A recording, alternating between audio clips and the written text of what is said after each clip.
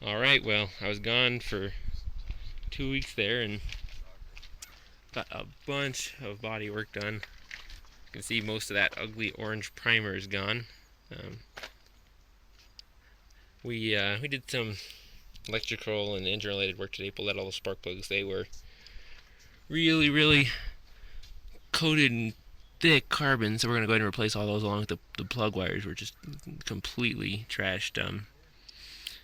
So we're getting new set of those. Now, a lot of these wires had been chewed through. In fact, I joke, pretty much every wire required to start and run this thing was chewed through, and they were the only ones that were. So we went ahead and I replaced the battery cable. We got a new battery ordered. Now, I am not really too familiar with how an older starter solenoid on this thing works, and since both of the wires going to the starter solenoid were chewed through, I kind of just guessed. I checked one of them is just constant ground. The other one, even hitting the starter switch inside, didn't seem to connect it to the 6 volt, so I'm guessing that's probably since the regulator doesn't have power, but hopefully someone can help explain that a little better. You check, the engine does turn over real well.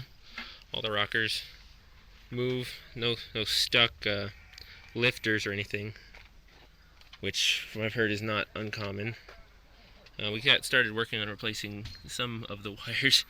We didn't exactly get enough to do everything, so we're going to have to get some different gauge wires to work on that.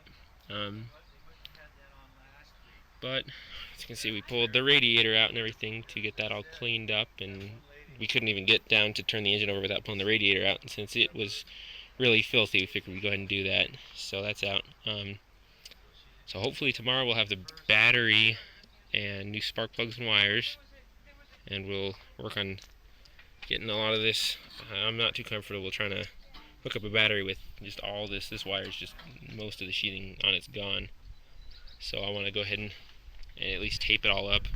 We'll probably rewire the car at some point in the future, but for right now we don't want to put a whole lot of work into rewiring it until we actually hear the thing running. So that's going to be the next step, I think. We also looked into getting the title transferred. The title we got had already been signed by a buyer, and it was not us.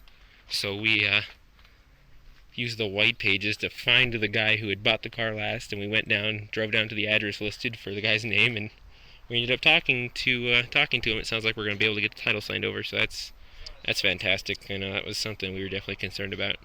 I don't know about in other states, but it seems like getting a title transferred without signatures here in New Mexico is just an absolute disaster. So